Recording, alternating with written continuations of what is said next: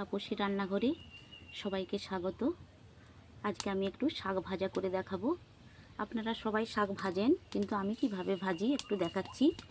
ভালো লাগছে রান্নাটা করতে, তাই সবার সঙ্গে একটু শেয়ার করছি। দেখুন, এটা হচ্ছে সেপুনে শাক। এগুলো আলু বাড়িতে হয় খুব, আলু খোলার পর মাঠে খুব এটা হয়। দেখুন এই যে গাছটা এরকম। তো যে কোনো শাক ভাজা এইভাবে করলে খুব ভালো লাগে খেতে। শাকটা প্রথমে একটু সিদ্ধ করে নেব, কড়ার মধ্যে নেড়ে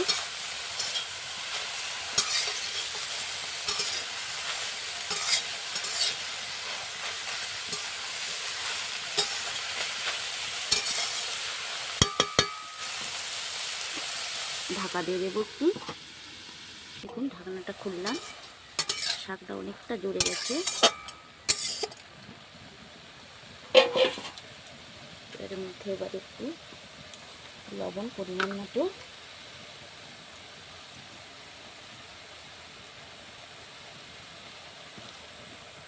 লবণ দিলাম আর হলুদ দিলাম।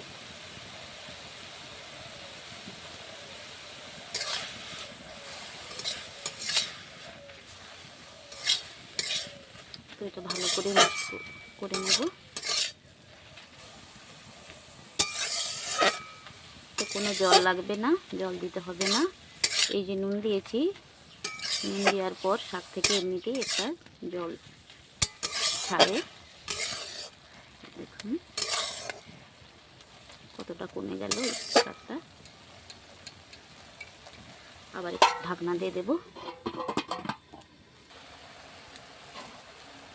ফিরে এলাম, দেখুন শাকটা অনেকটা সিদ্ধ হয়ে গেছে।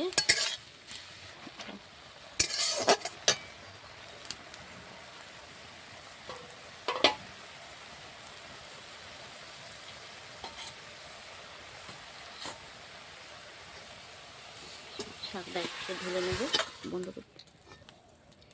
দেখুন কোনাটা আবার বসিয়েছি, এবারে সামান্য তেল দেব।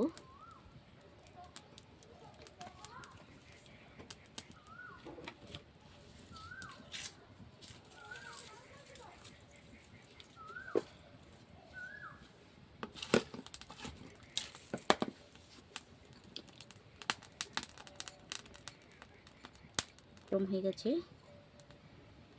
তো এর মধ্যে কাঁচা লঙ্কা কুচি আর একটু রসুন কুচি দিলাম।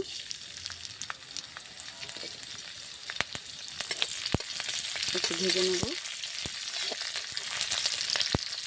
দেখুন ভাজা হয়ে গেছে, তো এর মধ্যে এবারে একটু পেঁয়াজ দেব। শাক ভাজায় একটু বেশি করে পেঁয়াজ দিলে খেতে ভালো লাগে।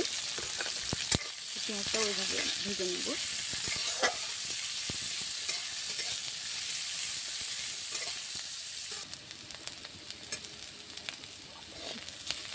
তো দেখুন পেঁয়াজটা লাল লাল হয়ে ভাজা হচ্ছে।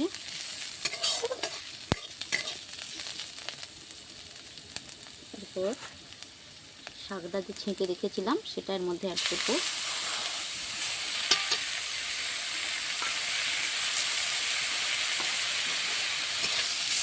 তারপর ভালো করে ভেজে নেব।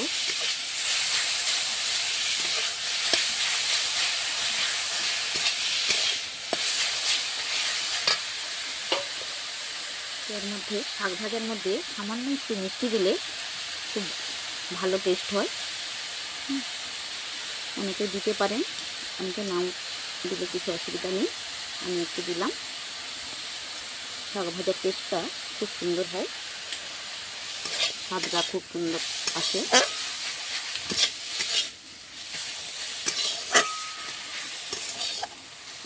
দেখুন শাক ভাজাটা কত সুন্দর হয়ে গেছে।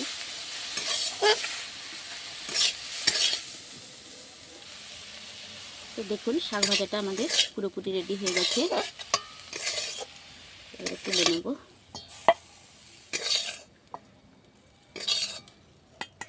এরকম পুরনো পুরনো আমার কাছে অনেক রেসিপি আছে। আপনারা যদি জানতে চান তাহলে আমাকে একটু সাবস্ক্রাইব করবেন আর পাশে থাকা বেল আইকনটা কমেন্ট করে শেয়ার করবেন। তো রান্নাগুলো ভালো লাগলে আপনারা শেয়ার করবেন আর কমেন্ট করে জানাবেন যদি নতুন নতুন রেসিপি কম তেল মশলা দিয়ে রান্না দেখতে চান। ধন্যবাদ, সবাই খুব ভালো থাকুন, ভালো থাকবেন।